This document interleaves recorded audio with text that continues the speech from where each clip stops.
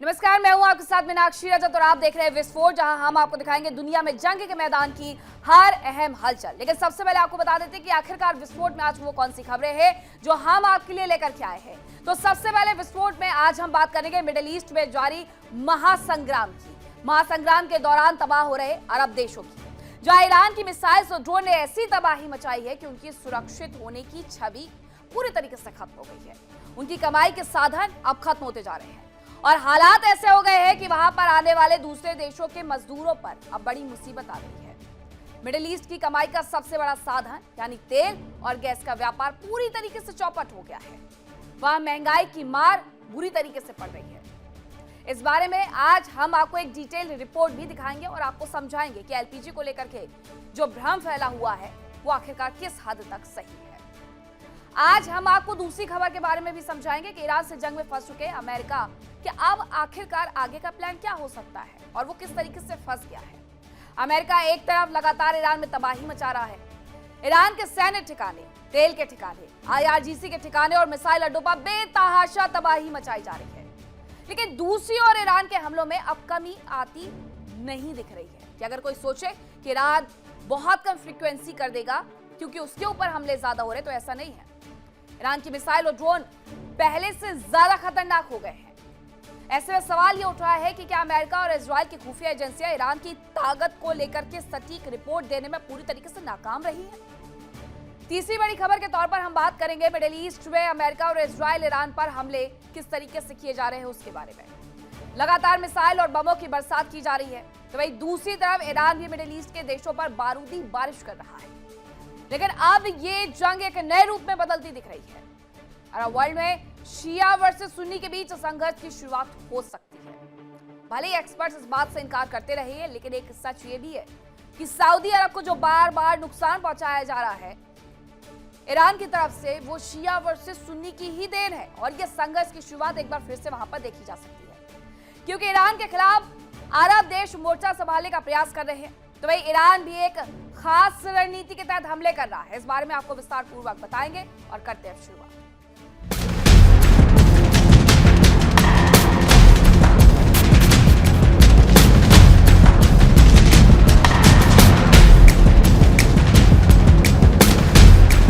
और सबसे पहले आपको बताते हैं कि आखिरकार इस पूरी जंग में दुबई में क्या कुछ हो रहा है। तो दुबई में ईरान का एक बार फिर से ड्रोन अटैक देखने को मिला है और इस दौरान दुबई में जो ईरान का ड्रोन अटैक हुआ है उसकी वजह से सेंट्रल दुबई में तेज धमाकों की आवाज सुनी गई है। तो तस्वीरें भी आपको दिखाएंगे, लेकिन खबर ये आ रही है कि दुबई में ईरान ने एक बार फिर से ड्रोन से अटैक किया है और ये सेंट्रल दुबई में किया गया जहां तेज धमाके की आवाज आई है। दुबई में बुर्ज खलीफा के पास हमला हुआ है। दुबई में फाइनेंशियल स्टेट पर ड्रोन अटैक किया गया है और अमेरिकी सैन्य ठिकानों पर भी हमला किया गया है। भीषण आग लगी हुई नजर आ रही है। दुबई के आसमान में धुएं के गुबार भी उठते हुए देखे जा रहे हैं। जरा ये तस्वीरें आपको दिखा देते हैं। ये दुबई की तस्वीरें अब सामने आनी शुरू हो गई हैं कि आखिरकार ईरान जब यहाँ पर हमले कर रहा है तो उसकी फ्रीक्वेंसी कितनी ज्यादा है। सेंट्रल मार्केट में ये देखिए, ये सबसे पहले आप ये तस्वीर देखिए विस्फोट की कि आखिरकार किस तरीके से यहाँ पर भीषण आग देखने को मिलती है। आसमान में धुएं का गुबार देखने को मिलता है। सेंट्रल मार्केट में धमाकों की आवाज सुनी जाती है। बुर्ज खलीफा के पास हमला होता है। फाइनेंशियल स्टेट पर यह ड्रोन अटैक किया गया है। दुबई में अमेरिकी सैन्य ठिकानों पर हमले हो रहे हैं। यहां तक ठीक था, लेकिन अब दुबई में रिहायशी इलाकों को, रिहायशी इमारतों को भी निशाना ईरान की तरफ से बनाया जा रहा है और ये हम पिछले 15 दिनों से देख रहे हैं। राष्ट्रपति पेजेश्किन ने सामने आकर के भले ही माफी मांग ली, लेकिन उनकी माफी और उनका जो वक्तव्य था कि अब वो पड़ोसी देशों पर हमला नहीं करेंगे, वो दोनों ही ध्वस्त से नजर आते हैं। आईआरजीसी ने तुरंत ये कहा था कि पेजेश्किन ने जो कहा है उससे हमारा कोई लेना देना नहीं। उनकी नाराजगी साफ तौर पर देखने को मिली थी। लेकिन जो हमले हैं जिससे लेकर के पेजेश्किन की तरफ से ये कहा गया था कि अब ऐसे हमले नहीं होंगे, वो हमले भी लगातार हो रहे हैं। अब इसी बीच एक और खबर आ रही है।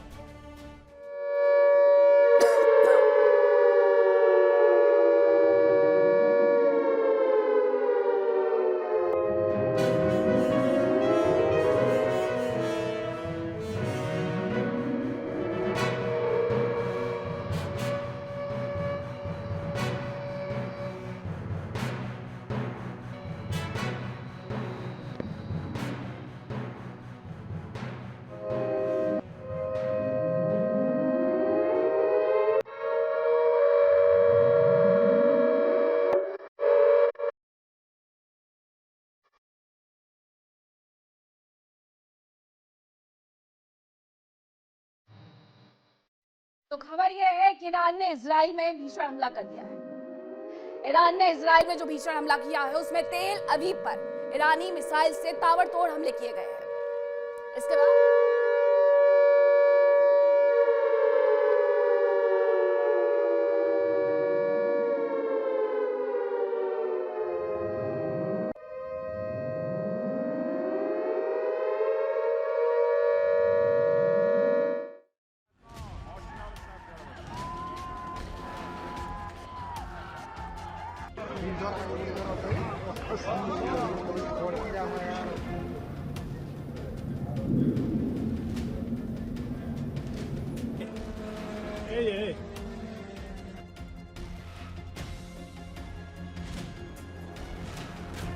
अमेरिका और इजराइल के हमलों के जवाब में ईरान पूरे अरब जगत को दहला रहा है। तेल बेच बेच कर अमीर बने खाड़ी देश अब ईरान के मिसाइलों के निशाने पर आ गए हैं। आसमान से मौत बरस रही है, जमीन पर जिंदगी सस्ती लग रही है।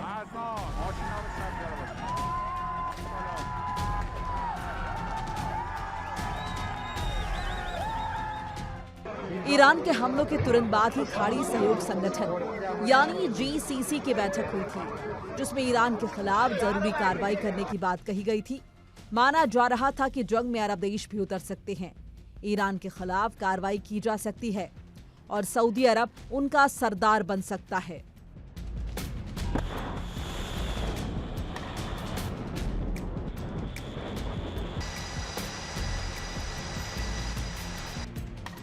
धमकी और चेतावनियों के बावजूद ईरान थमा नहीं, उसके हमले बदस्तूर जारी हैं। ईरान का दावा है कि उसके निशाने पर खाड़ी देशों में मौजूद अमेरिका के सैन्य बेस हैं। इसके अलावा वो खाड़ी देशों पर हमले नहीं कर रहा। हालांकि तबाही की तस्वीरें ईरान के दावों को तार तार कर रही हैं।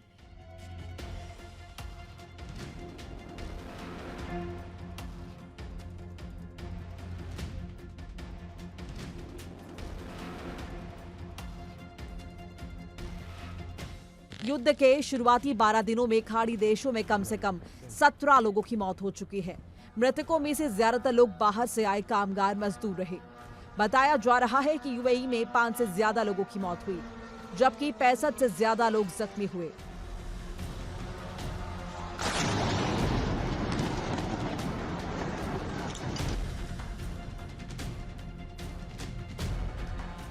खाड़ी देशों की अर्थव्यवस्था का मुख्य आधार तेल है।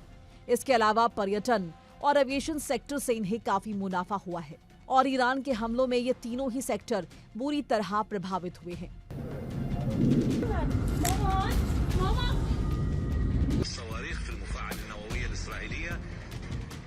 ईरान ने बहरीन, सऊदी अरब और कुवैत में तेल रिफाइनरीज और पावर लाइंस को निशाना बनाया। इसके कारण तेल उत्पादन और निर्यात में भारी कटौती करनी पड़ी। दुबई और अबू धाबी के अंतर्राष्ट्रीय हवाई अड्डों पर मिसाइल और ड्रोन हमलों से बुनियादी ढांचे को नुकसान पहुंचा, जबकि स्ट्रेट ऑफ हॉर्मुज के प्रभावित होने से तेल और गैस की वैश्विक सप्लाई ठप हो गई है।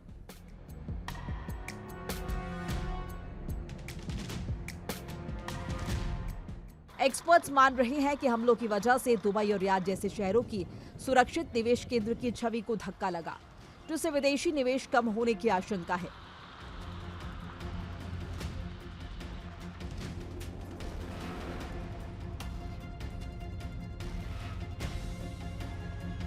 साफ है कि ईरान के हमले भले ही कुछ समय में थम जाएं, लेकिन उनकी मार खाड़ी देशों पर लंबे समय तक महसूस की जाएगी।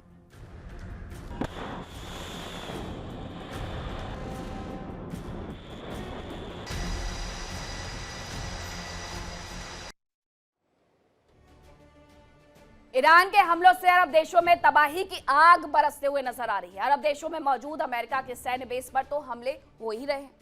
अरब देशों की जो सप्लाई लाइन है उसे तक काट दिया गया है। इससे बेतहाशा महंगाई की मार भी पड़ते हुए नजर आ रही है।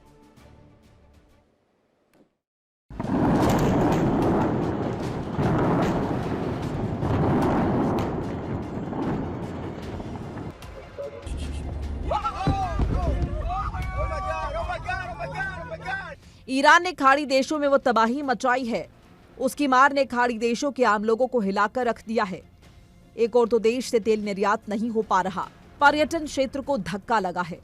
एविएशन सेक्टर को नुकसान हो रहा है, तो वहीं दूसरी ओर बेतहाशा महंगाई बढ़ती जा रही है।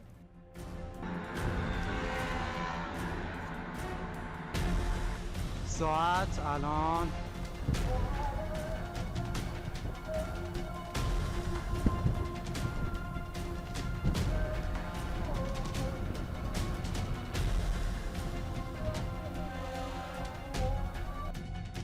बताया जा रहा है कि स्ट्रेट ऑफ हॉर्मुज बंद होने से खाड़ी देशों का तेल तो बाहर जा ही नहीं रहा, बाहर से जरूरी सामानों की सप्लाई आने में भी दिक्कत हो रही है, जिससे कई जगह महंगाई बेतहाशा बढ़ रही है। बुनियादी चीजों की कीमतें आसमान छू रही हैं।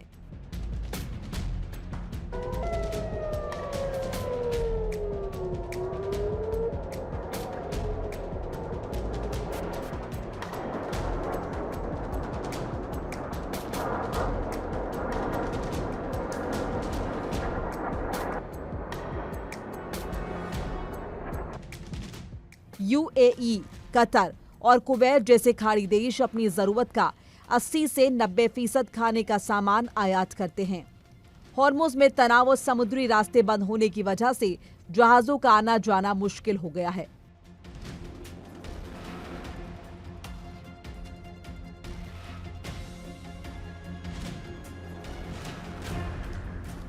बताया जा रहा है कि खाड़ी देशों में ताजी सब्जियों, फलों और मांस की कीमतों में भारी उछाल आया है। वहीं सब्जी और मांस की कीमतें 30% से 50% तक बढ़ गई हैं। कुछ जगहों पर तो डिब्बा बंद भोजन और अनाज की जमाखोरी शुरू हो गई है। रिफाइनरीज और पाइपलाइंस पर हमलों की वजह से स्थानीय स्तर पर भी ईंधन की कमी हो गई है, जिससे पेट्रोल की कीमतों में उछाल आया है। खाड़ी क्षेत्र में आने वाले जहाजों का युद्ध जोखिम बीमा कई गुना बढ़ गया है, जिसका सीधा असर सामानों की कीमतों पर पड़ रहा है। दुबई और कतर जैसे वैश्विक पर्यटन केंद्रों में उड़ानें रद्द होने और हवाई क्षेत्र बंद होने से टिकटों के दाम 3 से 4 गुना बढ़ गए हैं। होटल और सर्विस सेक्टर में मंदी के बावजूद लॉजिस्टिक्स की कमी के कारण सेवाओं की लागत महंगी हो गई है। युद्ध के सीधे खतरे वाले इलाकों से लोग सुरक्षित क्षेत्रों की ओर जा रहे हैं, जिससे वहां किराए में अचानक बढ़ोतरी हुई है। खाड़ी देशों में लाखों लोग दूसरे देशों से आकर काम करते हैं। महंगाई बढ़ने से उनकी बचत कम हो गई है। कई कंपनियां आर्थिक दबाव की वजह से वेतन में कटौती या छटनी कर रही हैं। साफ है, खाड़ी देशों को इस युद्ध में अपना बहुत कुछ गंवाना पड़ा है।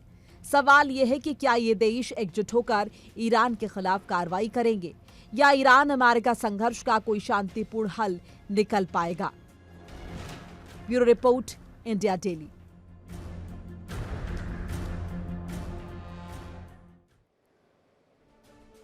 और अब खबर आपको ईरान से जुड़ी हुई बताते हैं, जहां ईरान में एक साथ कई जगहों पर हमले किए गए हैं।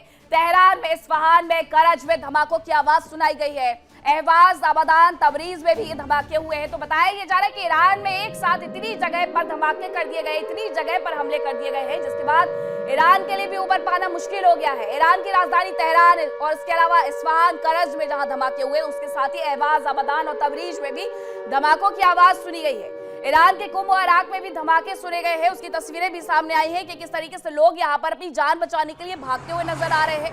और ये जगह जगह पर सिर्फ और सिर्फ आग की तस्वीरें निकल करके सामने आ रही है, जिसमें लोग दौड़ करके अपनी जान भी बचा रहे हैं कि कहीं इस विस्फोट में वो भी इसकी चपेट में ना आ जाए। तो ये स्थिति बनी हुई है ईरान के हर शहर की, जिससे निशाना बनाया जा रहा है इजराइल और अमेरिका की तरफ से। इसी बीच जानकारी ये है कि इजराइल के जर्जीर में भी ईरान पे भीषण हमला हुआ। इजराइल के जर्जीर में ईरान का भीषण हमला देखने को मिला है और जर्जीर पर ईरानी हमले में 30 लोग घायल हैं, ये बताया जा रहा है। ईरानी हमले के बाद जर्जीर में कई इमारतें ध्वस्त हो गई हैं। अब ऐसा नहीं है कि हमले जो है वो सिर्फ और सिर्फ ईरान के ऊपर हो रहे हैं, बल्कि ईरान पूरी ताकत और पलटवार के साथ इजराइल को भी मुंहतोड़ जवाब देते हुए नजर आ रहा है। इजराइल में जर्जीर में उसकी तरफ से एक बड़ा हमला किया गया और ईरान के इस हमले में 30 लोग घायल हुए हैं, कई इमारतें ध्वस्त हो गई है। ये दो तस्वीरें जरा देख लीजिए कि क्या हालात आखिरकार मिडिल ईस्ट के अलग अलग देशों में बने हुए हैं। जहां युद्ध ईरान और इजराइल के बीच में शुरू हुआ था, तो वहां तस्वीरें कुछ ऐसी निकल करके सामने आती है। अब आपको बताएं कि अमेरिका दावा कर रहा है कि ईरान के मिसाइल हमलों में कमी आई है, लेकिन ईरान के लगातार हो रहे हमले उसके दावों को और ज्यादा झूठा साबित कर रहे हैं। इन सब के बीच में सवाल यह है कि क्या अमेरिका यहां जंग में बुरी तरीके से फंसा हुआ है?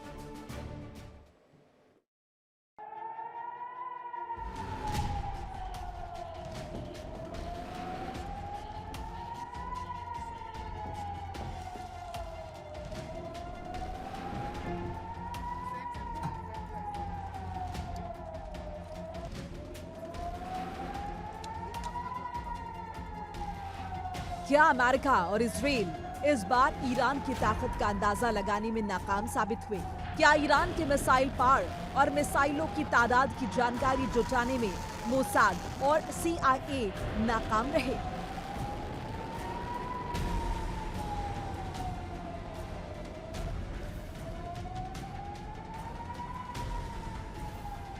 ये सवाल इसलिए उठ रहे हैं क्योंकि ईरान में विनाश और खामने की मौत के बाद ईरान ने जबरदस्त पलटवार किया। ऐसे पलटवार की उम्मीद ना तो अमेरिका और इजराइल को थी, ना ही अरब देशों को।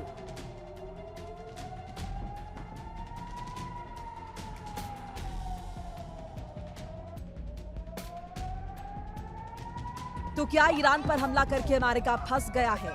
क्या अमेरिका वियतनाम और इराक की ही तरह एक बार फिर लंबी जंग में फंस गया है? बताया जा रहा है कि अमेरिका में ही व्हाइट हाउस और पेंटागन में टकराव शुरू हो गया है।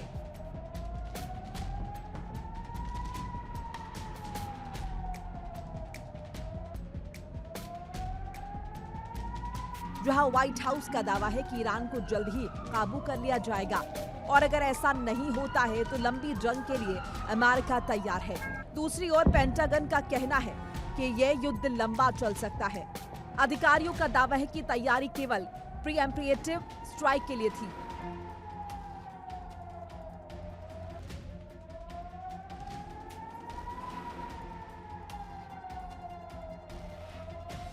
राष्ट्रपति ट्रंप का दावा है कि ईरान के खिलाफ अमेरिकी सेना ने तकरीबन 5 हफ्ते तक जंग जारी रखने की तैयारी की। हालांकि अगर जरूरत पड़ी तो ऑपरेशन लंबा चल सकता है।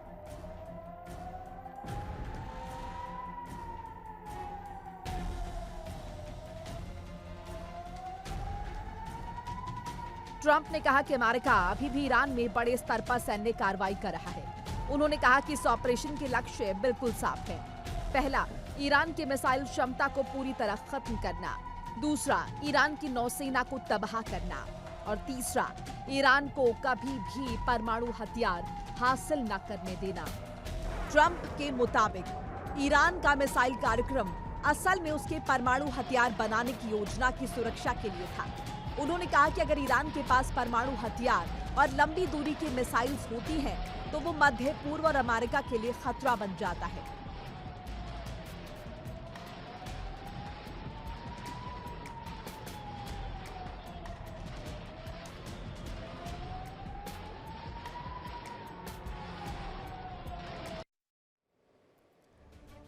अब इसीलिए सवाल खड़े हो रहे हैं कि ईरान पर हमला करके क्या अमेरिका फंस गया है। अब ये सवाल क्यों खड़े हो रहे हैं, चलिए आपको बता देते हैं। क्योंकि SM-3 से लेकर SM-6 तो थर्ड तेजी से अमेरिका के पास अब कम होते जा रहे हैं।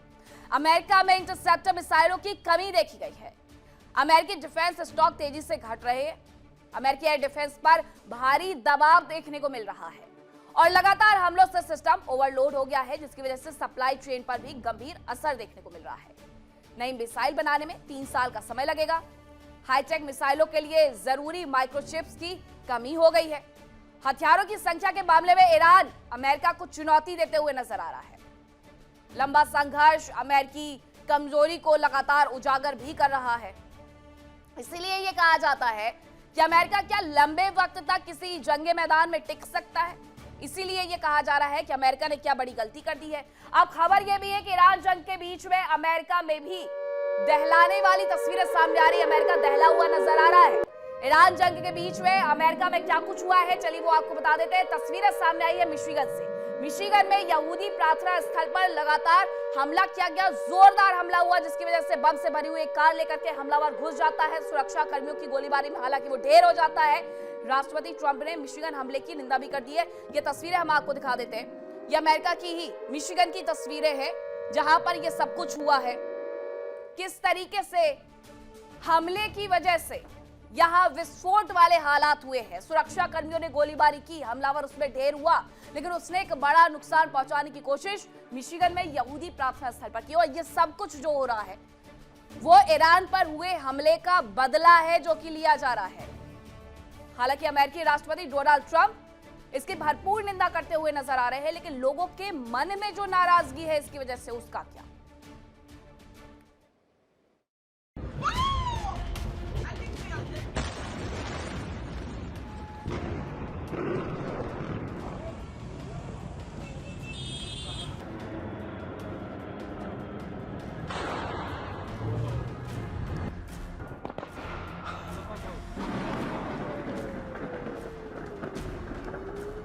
अमेरिका और इजराइल ने हमले किए। दावा किया गया कि ईरान को परमाणु ताकत नहीं बनने दिया जाएगा। अमेरिका और इजराइल के एयरक्राफ्ट ने ईरान के परमाणु ठिकानों पर जबरदस्त बमबारी की। ईरान ने दावा किया कि उसके परमाणु ठिकानों पर हमला किया गया, जबकि अंतर्राष्ट्रीय परमाणु ऊर्जा एजेंसी यानी IAEA ने चेतावनी दी कि परमाणु ठिकानों से रेडिएशन लीक हो सकता है। हालांकि अभी तक सवाल ये भी बना हुआ है कि जिस 440 किलोग्राम यूरेनियम के 60% तक संवर्धित होने का दावा किया जा रहा था, जिसके लिए अमेरिका और इजराइल पीछे पड़े थे, उसका पता नहीं चल पाया। अब अमेरिका और इजराइल ने हमला कर दिया। सुप्रीम लीडर खामनेई की हत्या कर दी गई। कई जगहों पर जमकर तबाही मचाई गई। अब ईरान के पलटवार के बाद अगर नेटो देश और अरब देश मिलकर हमला करते हैं तो ईरान और भयंकर तबाही मचा सकता है।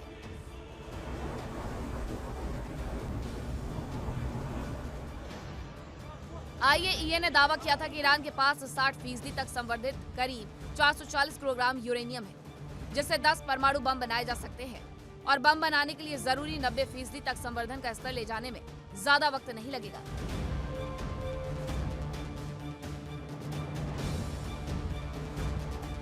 ऐसे में इस बात की आशंका से इनकार नहीं किया जा सकता कि ईरान ने परमाणु बम तैयार कर लिया और बीते कुछ समय में ईरान की परमाणु साइट्स के पास आए भूकंप के झटके बम की टेस्टिंग हो। अगर ये बात सच है तो ये दुनिया के लिए बहुत बुरी खबर साबित हो सकती है, क्योंकि अब ईरान NPT से पीछे हट सकता है और अस्तित्व मिटने की दशा में परमाणु हथियारों का इस्तेमाल भी कर सकता है।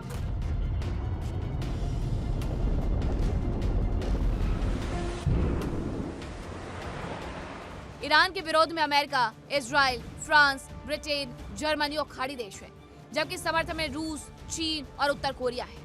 इनमें से अमेरिका, फ्रांस, ब्रिटेन, रूस और चीन उत्तर कोरिया घोषित रूप से परमाणु शक्ति संपन्न राष्ट्र है, जबकि इजराइल ने अभी तक इसका ऐलान नहीं किया है। यानी इस जंग के परमाणु वॉर में बदल जाने की आशंका भी पुख्ता है।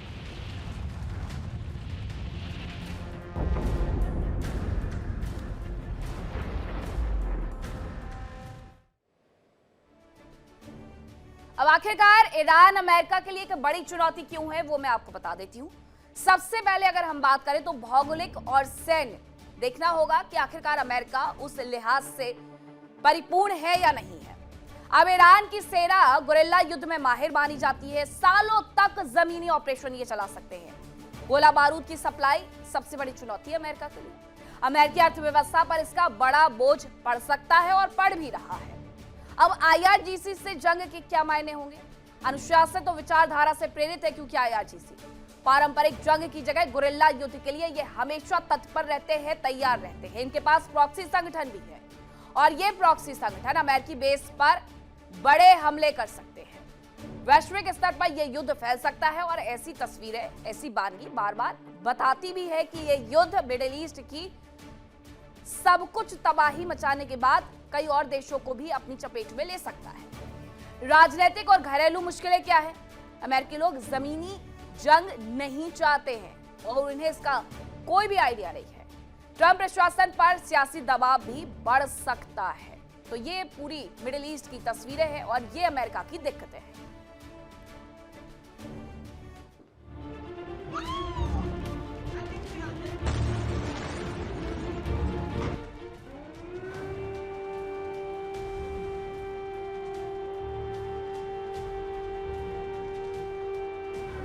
ईरान अपने अस्तित्व के लिए जंग लड़ रहा है।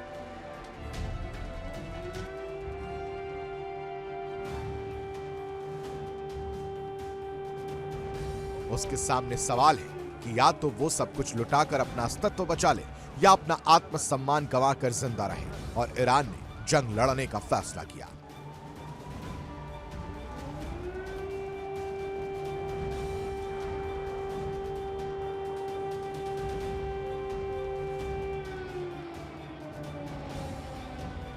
और अब ईरान अपना वजूद बचाने के लिए हर मुमकिन प्रयास कर रहा है।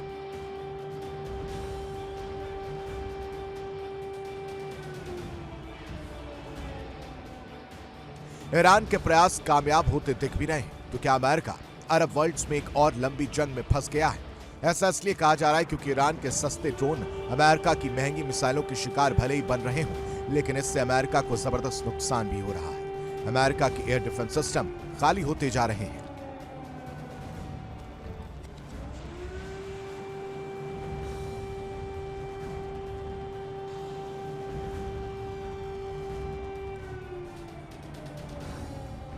हालांकि दावा किया जा रहा था कि अमेरिका ने जबरदस्त तैयारी की है।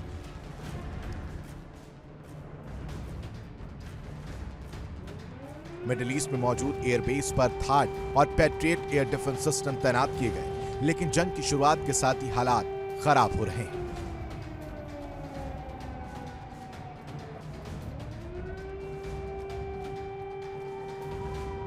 ईरान एक साथ कई ड्रोन अमेरिका पर हमले के लिए भेजता है, जिससे एयर डिफेंस सिस्टम एंगेज हो जाता है और फिर ईरान अपनी मिसाइल से एयर डिफेंस सिस्टम को ही निशाना बना रहा है। बताया जा रहा है कि कतर में तैनात दोनों थाड एयर डिफेंस सिस्टम नष्ट हो चुके हैं।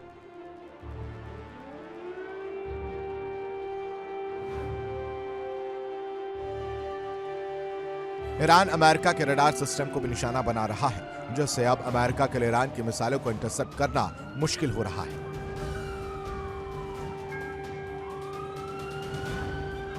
बताया जा रहा है कि ईरान ने अभी तक अपनी हल्की मिसाइलें इस्तेमाल की हैं, क्योंकि उसे पहले से ही अंदाजा था कि उसके शुरुआती हमले नाकाम होंगे और यही वजह रही कि अभी उसने अपनी महंगी मिसाइलें खर्च ही नहीं की हैं।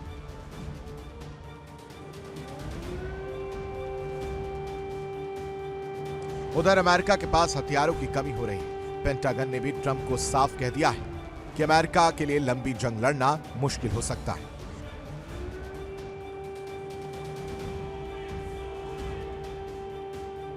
राष्ट्रपति ट्रंप ने मिसाइलों का स्टॉक तैयार करने के निर्देश दिए हैं, साथ ही मिसाइल प्रोडक्शन तेज करने के निर्देश दिए हैं। बताया जा रहा है कि अब दक्षिण कोरिया और जापान में मौजूद थाड और पैट्रियट डिफेंस सिस्टम की मिसाइलें मिडिल ईस्ट शिफ्ट की गई हैं। साफ है कि ईरान का अस्तित्व मिटाने की सनक ट्रंप को बहुत महंगी पड़ सकती है।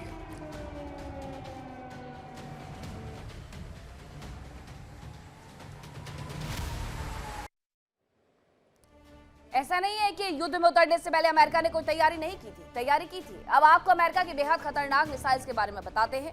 अमेरिका की ट्राइडेंट मिसाइल दुनिया की सबसे महंगी मिसाइल है और एक रिपोर्ट के मुताबिक ट्राइडेंट मिसाइल की जो कीमत है वो 89.7 मिलियन डॉलर है। ये बैलिस्टिक मिसाइल है जिसे पनडुब्बी से कहीं पर भी लॉन्च किया जा सकता है और इस मिसाइल को अमेरिका की सबसे उन्नत बैलिस्टिक मिसाइल माना जाता है। इसके बाद मिनटमैन 3 का नाम आता है।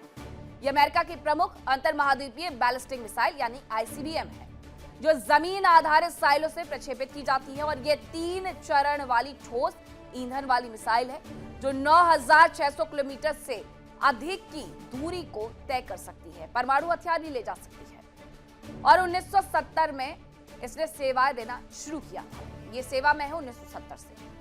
टॉमहॉक की बात करते हैं। टॉमहॉक एक मध्यम दूरी की सबसोनिक क्रूज मिसाइल है जिसे अमेरिकी नौसेना के जहाज और पनडुब्बियों से लॉन्च किया जाता है। यह लंबी दूरी तक मार करने की क्षमता भी रखती है। टॉमहॉक पारंपरिक या परमाणु दोनों तरह की पेलोड ले जाने में सक्षम होती है। उसके बाद आती है ERAM, एक स्टैंड ऑफ क्रूज मिसाइल है जिसे इस तरह से डिजाइन किया गया है कि इसे दुश्मन की सीमा से काफी दूर रहते हुए ही दागा जा सके और इसका मुख्य उद्देश्य हाई टारगेट पर सटीक हमला करना होता है। जेवलिन FGM-148 जेवलिन भी इसे कहा जाता है। ये एक अमेरिकी निर्मित बेहद सटीक और portable fire and forget anti tank guided missile है जिसे सैनिक कंधे पर रख करके कहीं से भी दाग सकते हैं। यह अमेरिका की शक्ति है, इसी वजह से वो इस युद्ध में उतरा है। अब बात करते हैं कि लेबनान की राजधानी बेरूत में किस तरीके से जोरदार धमाके सुनाई दे रहे हैं। लेबनान की राजधानी बेरूत विस्फोट से दहलते हुए नजर आ रही है। जगह जगह पर हमले इजरायली डिफेंस फोर्स की तरफ से किए जा रहे हैं। दक्षिणी इलाके में इमारतें पूरी तरीके से तबाह हो गई हैं, जिसकी वजह से हजारों लोगों को अपने आश्रय छोड़ करके जाने पड़े हैं। कतर ने इजरायली हमले की हालांकि निंदा की है। ये तस्वीरें जरा देखिए, ये बेरूत की तस्वीरें हैं और इससे ठीक एक हफ्ते पहले इजराइल की तरफ से यह कहा गया था कि साउथ लेबनान में जो लोग रहते हैं, बेरूत में जो लोग रहते हैं, वो उस जगह को छोड़ करके चले जाए, उस जगह को खाली कर दे, क्योंकि हम एक बड़ा ऑपरेशन शुरू करने वाले हैं। और वो ऑपरेशन एक हफ्ते से आज तक चल रहा है। लोग अपना बोरिया बिस्तर लेकर के चले गए, लेकिन अभी भी साउथ लेबनान की तस्वीरें नहीं बदली है। इसी बीच एक और खबर आ रही है कि ईरान से जंग के बीच में जो यूएस का एयरक्राफ्ट है वो क्रैश हो गया है। ये यूएस का जो एयरक्राफ्ट है वो क्रैश हुआ है, ईरान से जंग के बीच में हुआ है। और इसके साथ बताया ये जा रहा है कि अमेरिका का KC-135 एयरक्राफ्ट है जो कि दुर्घटनाग्रस्त हुआ है। हालांकि ये फ्यूल लेकर के जा रहा था, तब ये दुर्घटनाग्रस्त हुआ है। इराक में ये क्रैश हुआ है KC-135 रिफ्यूलिंग एयरक्राफ्ट। इसकी तस्वीरें भी सामने आई हैं। ये किस तरीके से उतरने के साथ ही ब्लास्ट के साथ पूरी तरीके से खत्म हो जाता है। एक बड़ा ब्लास्ट होता है। ये रिफ्यूलिंग के लिए गया हुआ था, रिफ्यूलिंग एयरक्राफ्ट है जो पूरी तरीके से तबाह हो जाता है। दो तस्वीरें, दो खबरें। इराक में किस तरीके से 135 KC जहां पर रिफ्यूलिंग एयरक्राफ्ट क्रैश हुआ है, तो वहीं तस्वीरें एक तरफ बेरूत से आ रही है, लेबनान की राजधानी से आ रही है। बेरूत पूरी तरीके से दहला हुआ है। बेरूत में हजारों लोग घर छोड़ करके जाने के लिए मजबूर हो गए हैं और अभी भी इजराइल, ईरान, अमेरिका का यह युद्ध थमता हुआ नजर नहीं आ रहा है।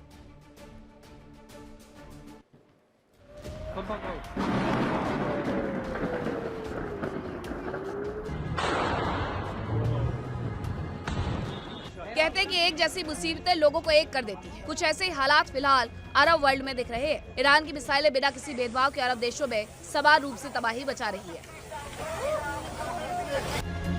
हालांकि ईरान की कार्रवाई अब अरब में एक नई जंग को जन्म दे रही है। ये हालात अरब में शिया और सुन्नी की जंग में बदलते दिख रहे हैं, क्योंकि अरब में मौजूद सुन्नी बाहुल देश सऊदी अरब ने ईरान के खिलाफ जंग का ऐलान कर दिया है। बताया जा रहा है कि सऊदी अरब के क्राउन प्रिंस मोहम्मद बिन सलमान ने सेना को तैयार रहने का आदेश दिया, जो कभी भी जंग में उतर सकती है। सऊदी अरब ने ईरान के प्रति अपनी नीति डिफेंसिव से ऑफेंसिव कर ली है। दरअसल ईरान के निशाने पर खाड़ी देशों में मौजूद केवल अमेरिकी बेस ही नहीं, बल्कि तेल रिफाइनरी, LNG प्लांट और एयरपोर्ट्स भी है। सऊदी अरब में मौजूद अरामको तेल रिफाइनरी पर भीषण हमले किए जा रहे हैं, जिससे कुछ यूनिट्स ने काम करना भी बंद कर दिया है। माना जा रहा है कि ईरान की कार्रवाई अरब में शिया और सुन्नी की जंग में बदल सकती है। सऊदी अरब में 85 से 90% सुन्नी आबादी है, जबकि ईरान में 90 से 95% आबादी शिया लोगों की है। इसके अलावा ईरान की रणनीति खाड़ी में मौजूद ऐसे देशों को निशाना बनाने की है जहां शिया आबादी काफी ज्यादा है। ईरान के निशाने पर बहरीन है, जहां करीब 45% शिया आबादी है। ये लोग खामने की मौत से नाराज है। ईरान यहां गृह युद्ध की स्थिति पैदा कर सकता है। ईरान के निशाने पर कुवैत भी है, यहाँ 30 से 40% शिया आबादी है। यहाँ भी प्रदर्शनों का सिलसिला जारी है। कुवैत का बॉर्डर इराक से सटा है। यहाँ ईरानी प्रॉक्सी एक्टिव होकर प्रदर्शनकारियों की मदद कर सकते हैं। ईरान जॉर्डन में मौजूद मिलिशिया की मदद से वहां के सुन्नी शाही शासन का तख्ता पलट भी कर सकता है। इसका बॉर्डर भी इराक से सटा है, लिहाजा यहाँ से इराक में मौजूद मिलिशिया को भी मदद पहुंचाई जा रही है। तो ईरान एक तरफ तो मिसाइल से अरब में तबाही फैला रहा है, साथ ही उसकी जो रणनीति है अरब में शिया सुन्नी के बीच तनाव बढ़ाने की, वो भी नजर आ रही है। अब ईरान के निशाने पर कौन कौन से देश हैं वो आपको बता देते हैं। बहरीन, जहां पर करीब 45% शिया आबादी है, बहरीन उसके निशाने पर है। बहरीन में जगह जगह पर तबाही हमने दिखाई थी आपको खामने की मौत के बाद से। हालांकि साफ तौर पर यहाँ नाराजगी देखने को मिल रही है, जिसके बाद ईरान ने बहरीन को भी निशाना बनाना शुरू कर दिया था। और ये सब कुछ गृह युद्ध भड़काने की साजिश थी कि बहरीन में अगर हमले हो रहे हैं तो उसका भी जवाब देना चाहिए। और लोग वैसे भी खामने की मौत के बाद गुस्से में नजर आ रहे थे। फारस की खाड़ी के रास्ते यहाँ पर मदद भी मुहैया करवाई जा रही थी, ताकि गृह युद्ध जैसे हालात बहरीन के अंदर खड़े कर दिए जाए। तो ये स्थिति है। इसके बाद आता है कुवैत। यहाँ पर 30 से 40% आबादी शिया की रहती है। शिया इसलिए हम आपको बता रहे हैं क्योंकि जिनकी मौत हुई है, यानी कि अयातुल्लाह अली खामनेई, वो शिया के सबसे बड़े धर्मगुरु माने जाते हैं। अब ऐसे में शिया अगर वहां पर रहते हैं तो वो भड़क भी सकते हैं इस बात को लेकर के। इराक से कुवैत की सीमाएं लगती है, इराक में एक बड़ा प्रदर्शन हमने देखा था अयातुल्लाह अली खामनेई के जाने के बाद से। ईरान की जो प्रॉक्सी गुट है वो कुवैत में कभी भी एक्टिव हो सकती है, क्योंकि कुवैत वो जगह है जहां पर अमेरिका का सबसे बड़ा बेस बना हुआ है। प्रदर्शनकारियों को मदद कर विद्रोह भड़काने की साजिश कुवैत के भीतर भी रची जा रही थी, और इसके साथ लगभग जॉर्डन में 2 से 3% शिया आबादी है। हालांकि जॉर्डन वो देश है जहां पर पैगंबर साहब के जो नवासे हैं, जो उनकी पुश्तें हैं वो रहती हैं, वहां पर भी 2 से 3% शिया रहते हैं, लेकिन नाराजगी वहां पर भी लगातार देखने को मिली थी। शिया बाहुल इराक से जॉर्डन का बॉर्डर भी सटता है। मिडिल ईस्ट का पूरा नक्शा अगर आप देखेंगे, कोई ना कोई देश एक दूसरे से सटा हुआ नजर आता है। सुन्नी शाही शासन के तख्ता पलट की कोशिश यहां पर भी की जा रही थी कि इन सब के बीच में यहां पर सीधे तख्ता पलट करवा दिया जाए। मिलिशिया को हथियारों की सप्लाई इसलिए की भी जा रही थी कि वो जॉर्डन के अंदर हालात को और ज्यादा बिगाड़ दे और वहां पर तख्ता पलट करवा दे। इसके लिए कताइब, हिज़्ब और दूसरे प्रॉक्सी को भी एक्टिव कर लिया गया था। ईरान के सबसे बड़ी ताकत है ये प्रॉक्सी।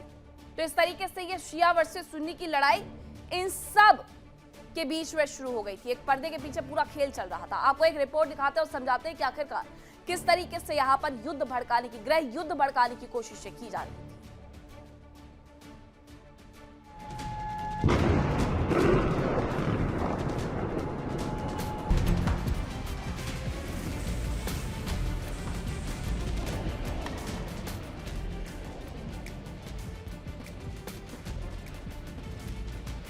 ईरान की जमीन एक बार फिर भूकंप के झटकों से हिल गई।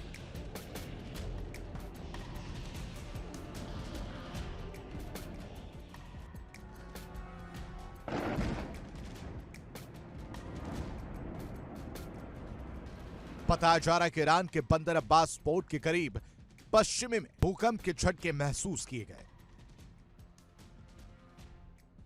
अमेरिका और इजरायल ईरान के परमाणु कार्यक्रम के खिलाफ हैं।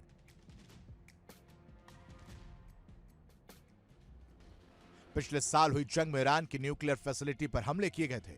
इस बार भी अमेरिका और इजरायल दोनों ही देश ईरान के परमाणु ठिकानों पर हमले कर रहे हैं। बताया जा रहा है कि ईरान के पास करीब 400 किलोग्राम यूरेनियम है, जो लगभग 60% तक संवर्धित है, जबकि हथियार ग्रेड के लिए 90% तक संवर्धित यूरेनियम की जरूरत होती है।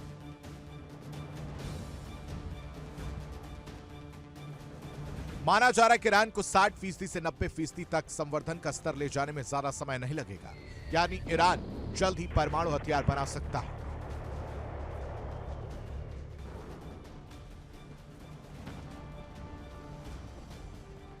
दावा कि ईरान करीब 10 परमाणु हथियार बना सकता है। जंग शुरू होने के बाद अब तक 2 बार ईरान की धरती भूकंप के धमाकों से दहल चुकी है।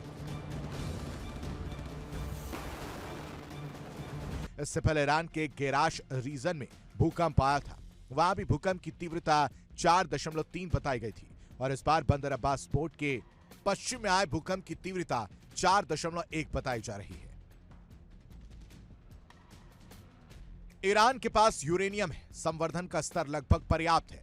ऐसे में सवाल यह उठ रहा है कि क्या ईरान ने परमाणु हथियार बना लिए हैं और अब उनकी टेस्टिंग की जा रही है। ईरान ये जानता है कि अमेरिका और इजराइल को हरा नहीं सकता। खामनेई की मौत हो चुकी है, अब उसके पास खोने के लिए कुछ खास नहीं बचा है। उसकी मिसालें तैयार हैं। अब ऐसे में अगर ईरान के अस्तित्व पर संकट आता है तो वो परमाणु हथियारों का इस्तेमाल भी कर सकता है।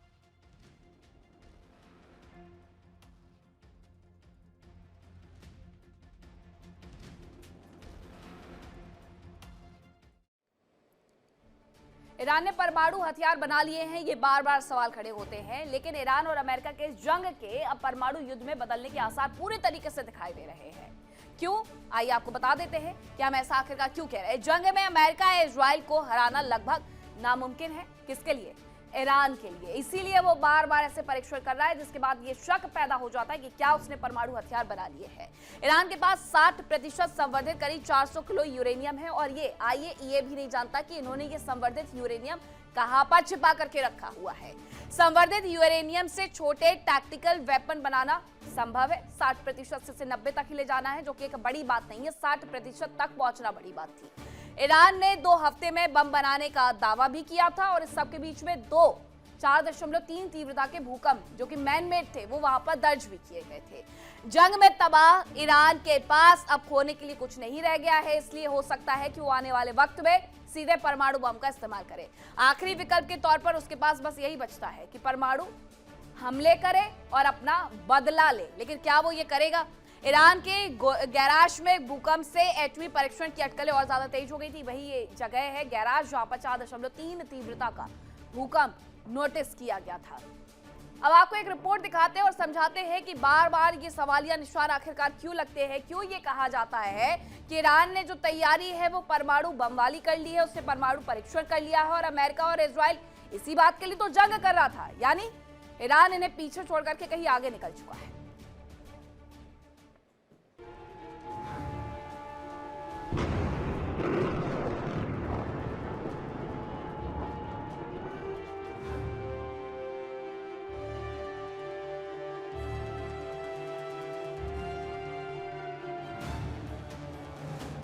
अमेरिका को आशंका है कि ये जंग लंबी चल सकती है, इसमें ग्राउंड ऑपरेशन की जरूरत भी पड़ सकती है। हालांकि राष्ट्रपति ट्रंप ईरान में कमांडो उतारने के पक्ष में नहीं है, क्योंकि उन पर अमेरिकी जनता का दबाव भी है।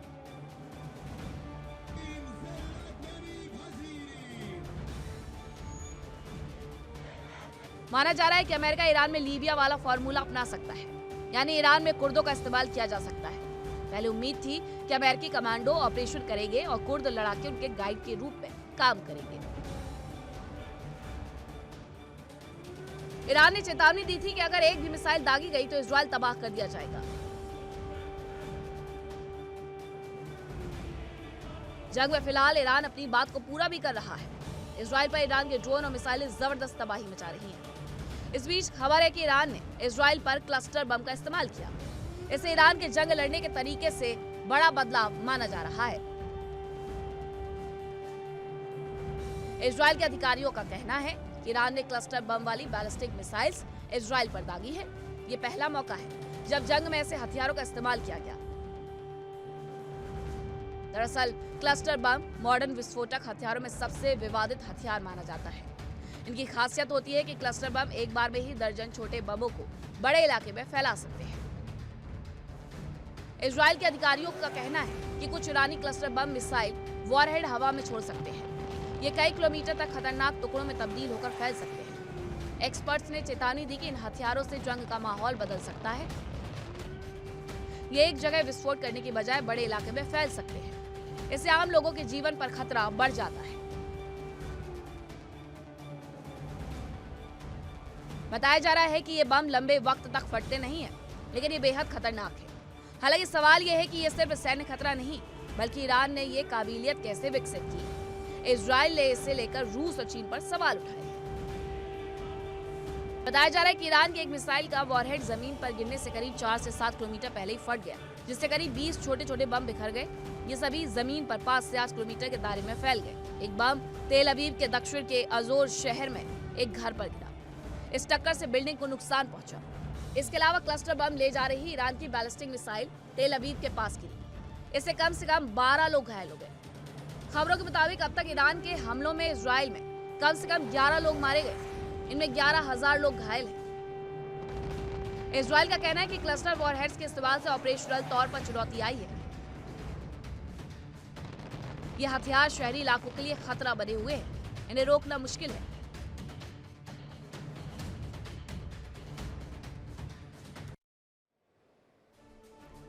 ईरान अब इजराइल पर ऐसी मिसाइलों का इस्तेमाल कर रहा है जो हवा में फूटकर अपने क्लस्टर से कई छोटे छोटे बम निकालती हैं। अब इन मिसाइलों के बारे में जरा जान लीजिए कि कौन सी वो मिसाइल हैं जो ईरान की तरफ से बना ली गई है।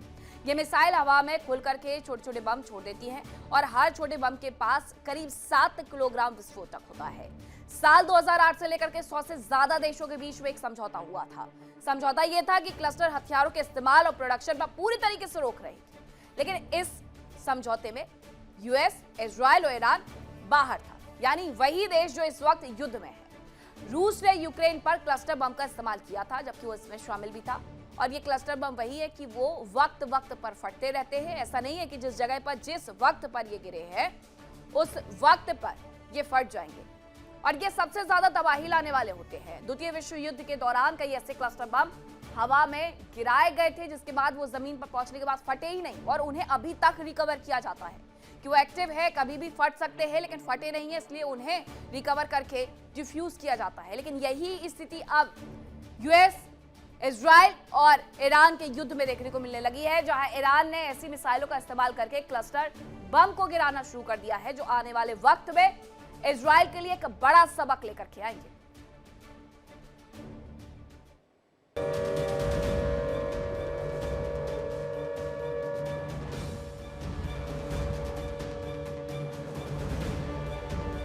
अमेरिका और इजराइल के संयुक्त ऑपरेशन में ईरान के supreme leader Ayatollah Ali Khamenei की मौत हो गई।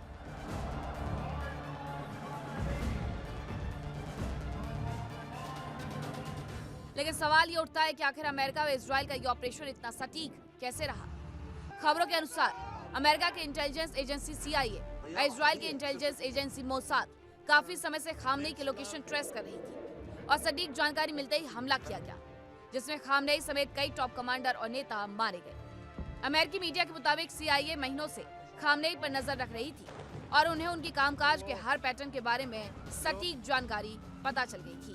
उन्हें पता चला कि शनिवार सुबह सेंट्रल तेहरान में एक लीडरशिप कंपाउंड में ईरान के टॉप अधिकारियों की मीटिंग होगी और खामनेई उसमें मौजूद रहेंगे।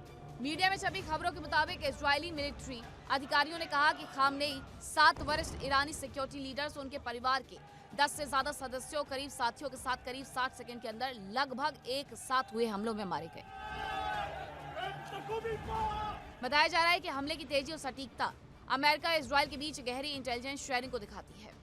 CIA की ट्रैकिंग में ये समझने में मदद मिली कि खामनेई कहां रहते हैं, मुश्किल समय में कैसे जगह बदलते हैं, जबकि इजरायली इंटेलिजेंस सर्विसेज ने ईरान के अंदर दशकों तक गहरे नेटवर्क बनाए, लीडरशिप के लोगों के रूटीन और उनकी सिक्योरिटी डिटेल्स की मैपिंग की। जैसे अमेरिका को शनिवार सुबह ईरानी प्रेसिडेंसी, सुप्रीम लीडर और नेशनल सिक्योरिटी काउंसिल के ऑफिस वाले कंपाउंड में एक मीटिंग के बारे में पता चला और ये कंफर्म किया गया कि खामनेई वहां मौजूद रहेंगे, उसने हमला कर दिया।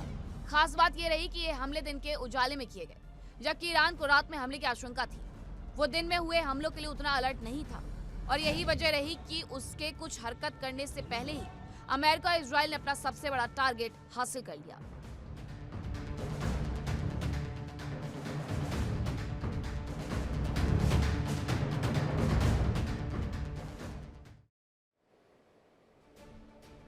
अब आइए आपको इजराइल के उस हथियार के बारे में बताते हैं जिसने अब तक अपना हर मिशन पूरा किया है, दुनिया भर में मौजूद अपने दुश्मनों को जहन्नुम पहुंचा दिया है। हम बात कर रहे हैं इजराइल के खुफिया एजेंसी मोसाद के बारे में।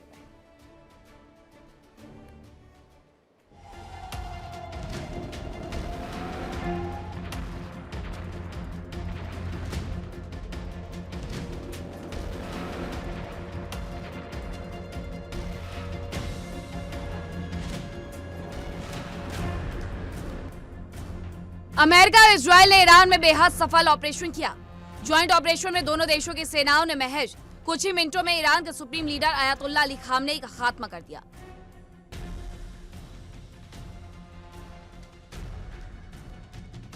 यह हमला ऐसी जगह पर किया गया जो ईरान की राजधानी तेहरान के सबसे सुरक्षित इलाकों में से एक है। यह एक अभेद्य किला जैसा है। ईरान को उम्मीद थी कि यहाँ परिंदा भी पर नहीं मार पाएगा, लेकिन वहीं ऐसा बम गिरा जो ईरान का गुरूर चकनाचूर कर गया। इजराइल और अमेरिका के सफल ऑपरेशन के बीच सबसे बड़ा हाथ बताया जा रहा है इजराइल की खुफिया एजेंसी मोसाद का, जिसे दुनिया की सबसे खतरनाक खुफिया एजेंसी माना जाता है। इसकी पहचान बेहद सीक्रेट, साहसी और घातक अभियानों के लिए होती है।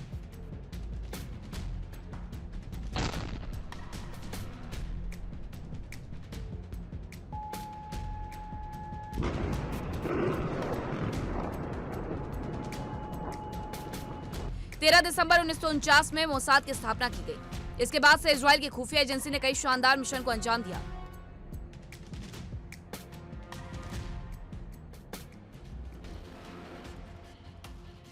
और अब खामनेई की हत्या भी उन सफल अभियानों के फेहरिस्त में शामिल हो गई है।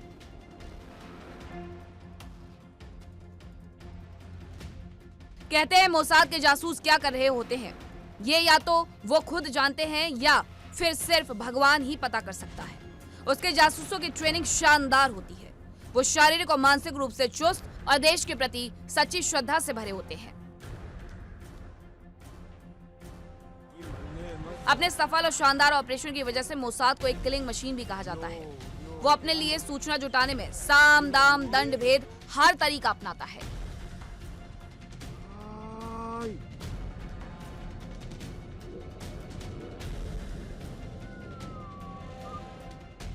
साल 2024 में हिजबुल्लाह के खिलाफ मोसाद ने ऐसा ऑपरेशन किया जिसमें पेजर के जरिए एक साथ हमला किया गया। हजारों पेजर में एक साथ ब्लास्ट हुआ, 10 से ज्यादा लोगों की जान चली गई, जिनमें कुछ हिजबुल्लाह के लड़ाके और कुछ बच्चे भी शामिल थे। इन हमलों में करीब 4000 लोग जख्मी हुए, जिनमें से सैकड़ों लोग गंभीर रूप से घायल हुए। जिसके अगले ही दिन वॉकी टॉकी और दूसरे उपकरणों में विस्फोट हुए और पूरे लेबनान में करीब 14 लोग मारे गए, जबकि कई लोग जख्मी हो गए।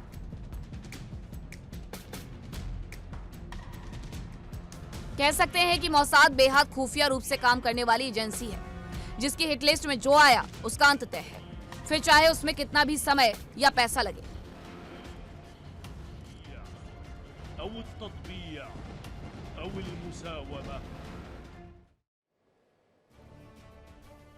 और ब्रेक पर जाने से पहले इस वक्त की बड़ी खबर आ रही है, वो आपको बता दें। US aircraft carrier Abraham Lincoln क्षतिग्रस्त हो गया, उस पर हमला किया गया है और ईरानी हमले में अब्राहम लिंकन को काफी नुकसान पहुंचा है।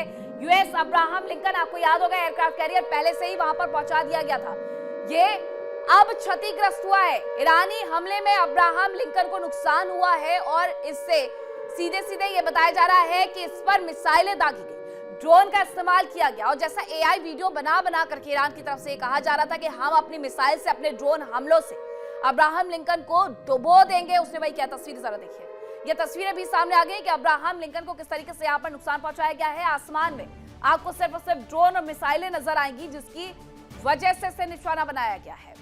तो ये तस्वीरें ये बताने के लिए काफी है, खबर ये बताने के लिए काफी है कि ईरान की जो मिसाइल पावर है वो कितनी ज्यादा है, वो किस तरीके से निशाना बना सकती है, वो किस तरीके से अमेरिका के और भी जो युद्धपोत हैं वहां पर उन्हें निशाना बना सकती है, उन्हें नुकसान पहुंचा सकती है।